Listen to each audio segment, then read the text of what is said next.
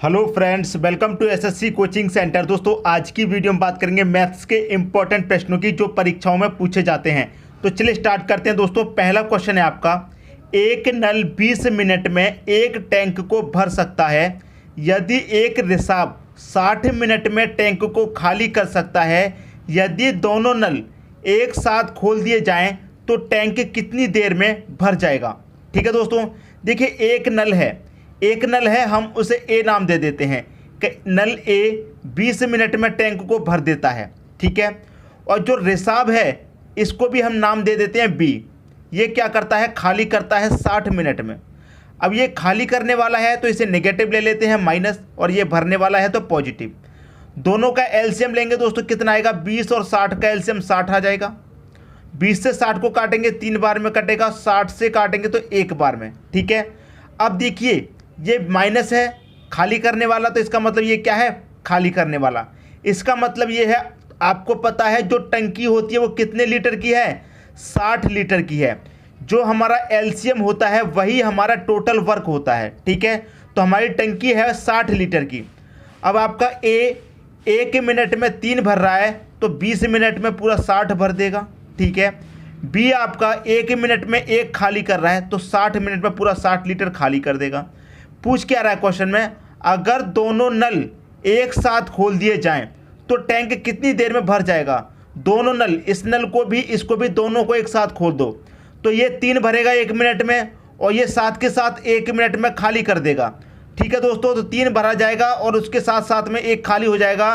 तो 3 में से क्या करेंगे, खाली करने वाले को माइनस कर दीजिए, तो 3 में से 1 गया, कितना बचेगा, 2। ठीक है, इसका मतलब यह है 1 मिनट में कितना भरा जा रहा है, 1 मिनट में 2 लीटर भरा जा रहा है। टंकी कितने की है, 60 लीटर की है। जब 1 मिनट में 2 भरा जा रहा है तो 60 कितने में भरा जाएगा, 30 मिनट में दोस्तों 60 लीटर भरा जाएगा। ये आपके प्रश्न का सही आंसर हो गया, 30 मिनट, सी ऑप्शन। उम्मीद करता हूं सभी की समझ में क्वेश्चन अच्छे तरीके से आ गया होगा। अब देखेंगे अगला क्वेश्चन।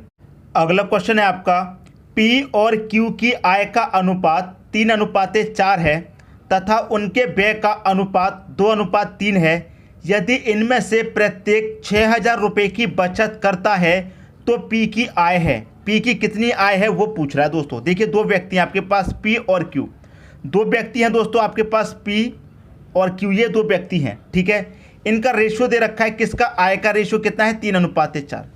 3:4 ये दोस्तों इनका रेशियो है, किसका, आय का रेशियो है। ठीक है, अब यहाँ पर इनके व्यय का रेशियो दे रखा है 2:3। 2:3 दे रखा है व्यय का मतलब होता है दोस्तों खर्च का रेशियो। ये आय का रेशियो है और ये इनके व्यय का रेशियो है। तो मैं इसे 3x कर दूं, इसे 4x कर दूं, तो इसके मान में कोई फ़र्क पड़ेगा, कोई भी फ़र्क नहीं पड़ेगा, आपको पता है। और एक चीज़ को समझिए, देखिए किसी भी व्यक्ति की आय है, मान लीजिए आपकी आय 1000 रुपये है। ठीक है, और उसमें से आप बचत कर लेते हैं, उसमें से आप बचत निकाल देते हैं अलग। मान लीजिए आपने 1000 रुपये कमाए 1 महीने में, उसमें से आपने क्या किया, 200 रुपये बचत कर लिए। 1000 रुपये कमाए, 200 रुपये उसमें से आपने बचत कर लिए। बचत करने का मतलब है कि 200 रुपये आपने बैंक अकाउंट में कहीं भी डाल दिए, बैंक अकाउंट में जमा कर दिए, चाहे कहीं पर भी आपने सेव कर दिए, बचत कर लिए 200 रुपये। तो खर्च कितना रहेगा दोस्तों, आय 1000 रुपये थी, 200 रुपये की बचत कर ली, तो ये खर्च के बराबर नहीं हो जाएगा। खर्च कितना रहेगा, 1000 कमाए, 200 बचत कर लिए, तो खर्च कितना हो जाएगा दोस्तों, 800 रुपये का खर्च हो जाएगा। ये बात आपको पता है अच्छे तरीके से, क्लियर है। आय माइनस बचत किसके बराबर होती है, खर्च के बराबर होती है। ठीक है, इतनी बात। अब देखिए समझिए प्रश्न को। आपको एक चीज़ पता है कि अनुपात का मतलब क्या होता है, बटे भी होता है। तो ये क्या होता है दोस्तों, 3x, क्लियर, बटे में क्या हो जाएगा, 4x, क्लियर। अब यहाँ पर क्या करा, प्रत्येक 6000 रुपये की बचत करता, मतलब ये भी 6000 की बचत करता, ये भी 6000 की बचत करता है, तो माइनस यहाँ पर क्या था, तो मैं यहाँ पर भी 6000 की बचत कर लो, यहाँ पर भी 6000 की बचत कर लो। और ये किसके बराबर होती है बचत, खर्च के बराबर। और खर्च का अनुपात कितना है, 2:3। तो अनुपात का मतलब बटा भी होता है, आपको पता है।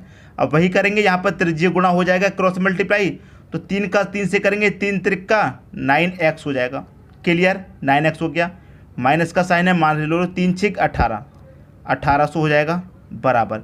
अब इसका इससे होगा, 4x का 2 से होगा, तो 4 दूनी का कितना हो जाएगा, ये हो जाएगा 8x, क्लियर।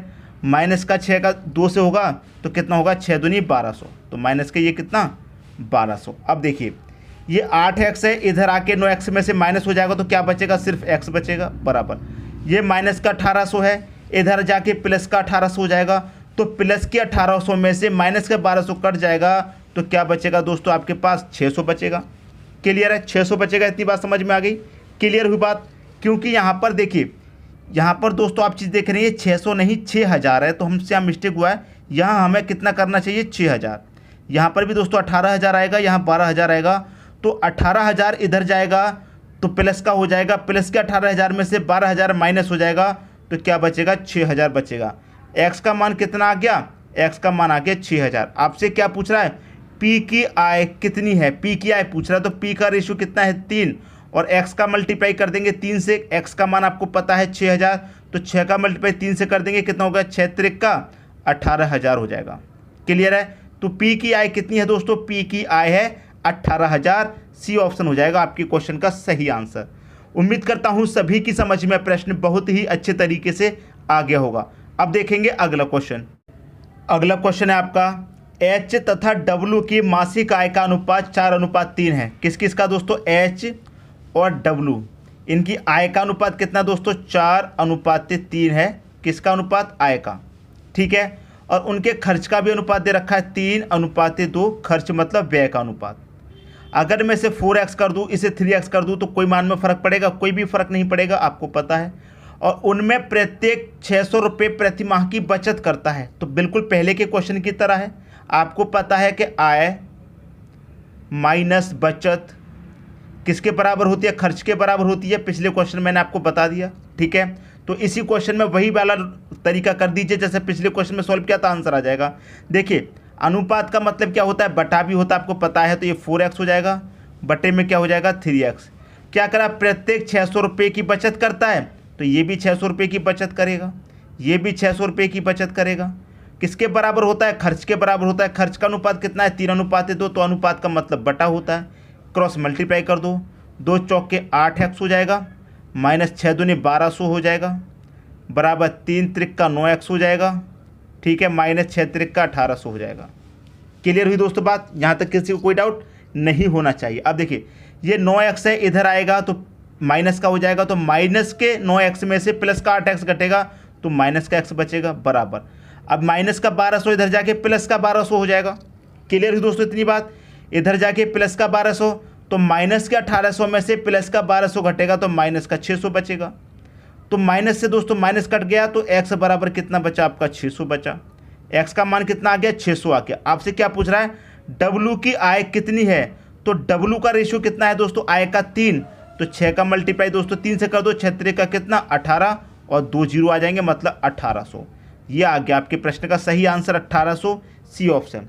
तो पिछले क्वेश्चन में और इस क्वेश्चन में कोई भी फर्क नहीं था, बस इतना सा फर्क था कि पिछले क्वेश्चन में 6000 था, यहाँ 600 है, और यहाँ पर सिर्फ और सिर्फ नाम चेंज कर दिया गया है। ए और बी था, यहाँ पर एच और डब्लू है, बस, और कोई फर्क नहीं है। ठीक है दोस्तों, बात समझ में आ गई। अब देखेंगे अगला क्वेश्चन। अगला क्वेश्चन है आपका, ए तथा बी की आय 5:3 के अनुपात में है। दोस्तों देखिए ए अनुपात बी किस अनुपात में है, 5:3 के अनुपात में। क्या है, आय। मैं यहाँ पर लिख देता हूँ, आय का अनुपात है, ये इनकी आय का, ठीक है। ए बी तथा सी के खर्च 8:5:2 के अनुपात में है। दोस्तों देखिए यहाँ पर ए बी और सी का खर्च का अनुपात दे रखा है कितना, 8:5:2, 8:5:2 क्या दे रखा है दोस्तों, इनके खर्च का अनुपात। मैं लिख देता हूँ, ये इनके खर्च का अनुपात है, मतलब व्यय का अनुपात है, ठीक है। क्या कह रहा है, सी 2000 रुपये खर्च करता है। देखिए सी रेशियो में कितना खर्च कर रहा है, 2, ठीक है। सी रेशियो में कितना खर्च कर रहा है, 2, और रुपए में कितना खर्च कर रहा है, 2000, तो 2 का मान कितना हो जाएगा दोस्तों, 2000 हो जाएगा। क्लियर। जब 2 का मान 2000 तो 1 का मान दोस्तों कितना, 1 का मान हो जाएगा 1000। 2 रेशियो बराबर 2000 है तो 1 रेशियो बराबर कितना हो जाएगा, 1 रेशियो बराबर 1000 हो जाएगा। क्लियर हुई बात। अब देखिए सी रेशियो में 2 खर्च कर रहा है, रुपए में 2000 खर्च कर रहा है, तो 2 रेशियो बराबर 2000। जब 2 रेशियो बराबर 2000 तो 1 बराबर कितना, 1000, तो 1 का मल्टीप्लाई 5 में कर दो, कितना हो जाएगा 5000। क्लियर। 8 में कर दो, कितना हो जाएगा 8000।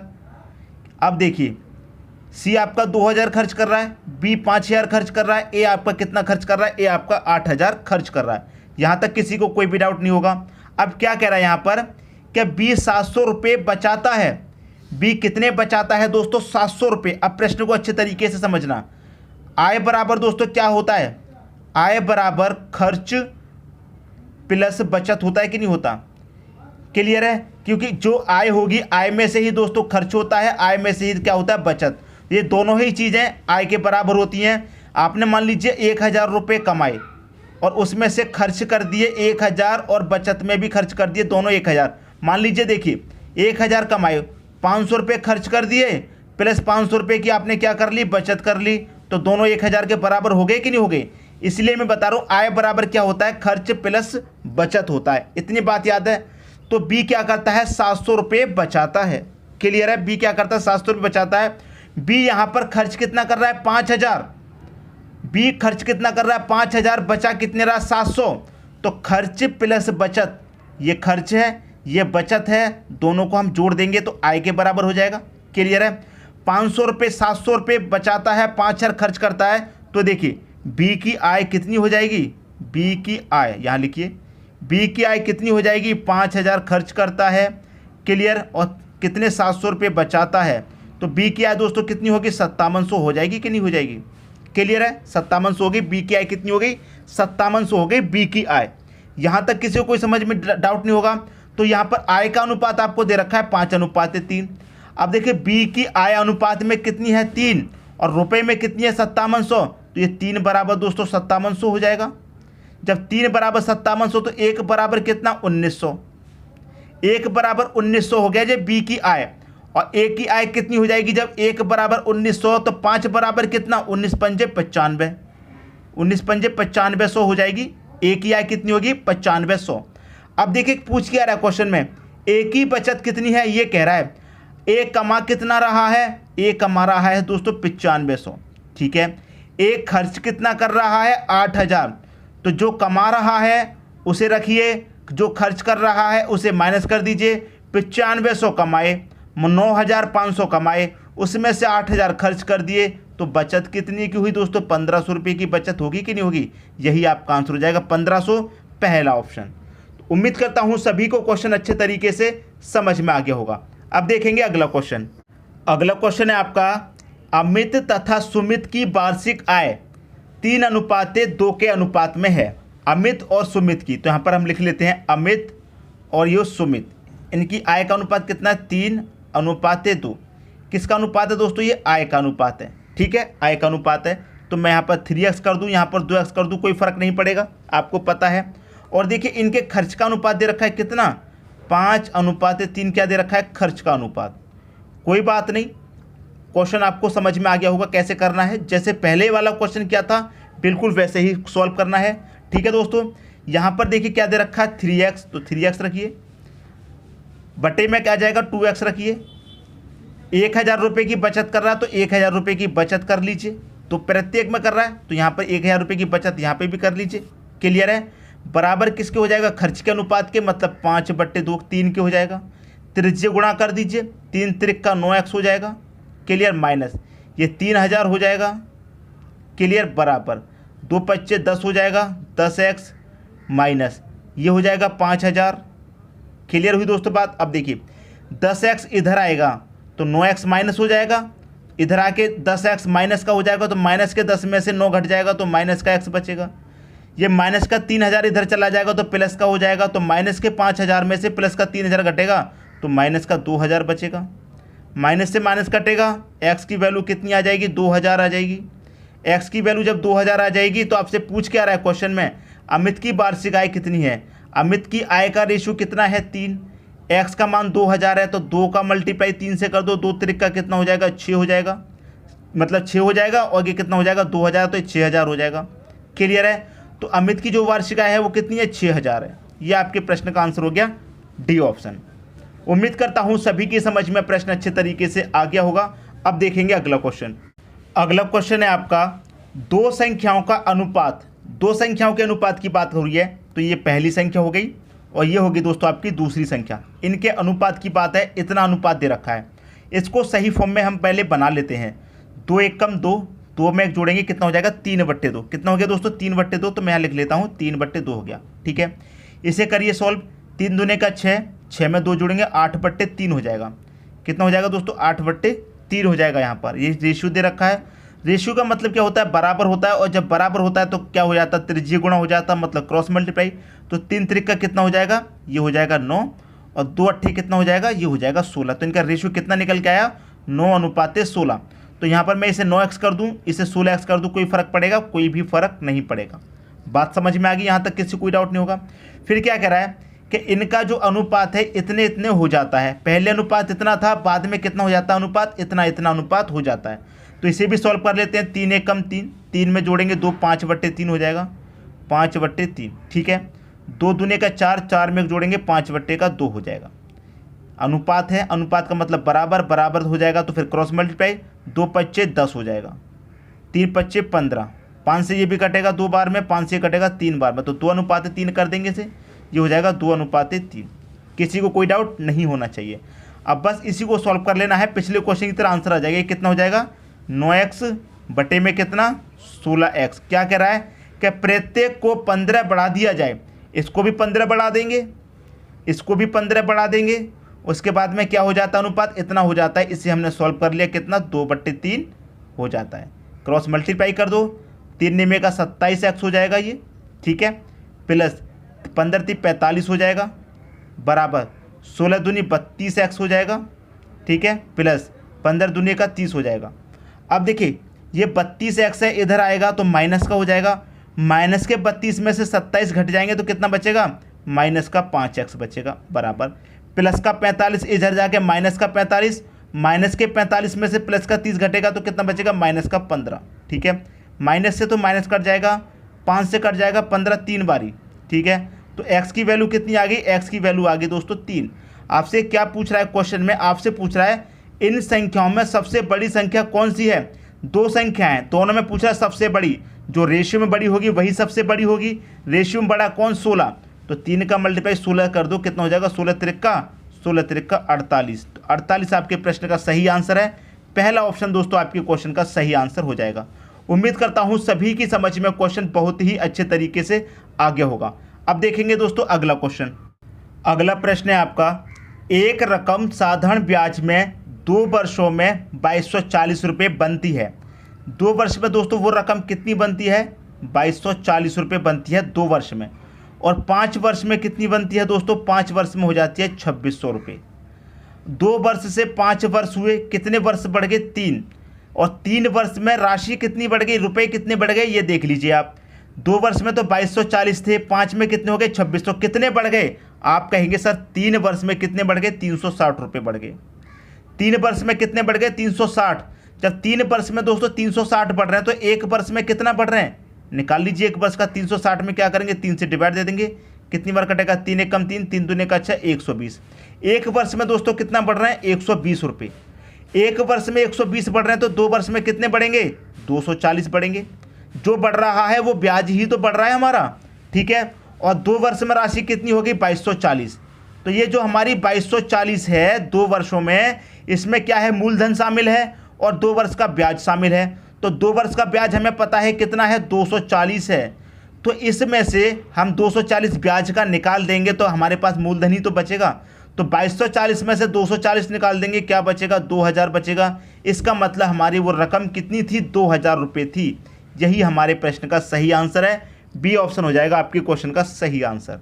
तो मैं उम्मीद करता हूं सभी की समझ में प्रश्न बहुत ही अच्छे तरीके से आ गया होगा।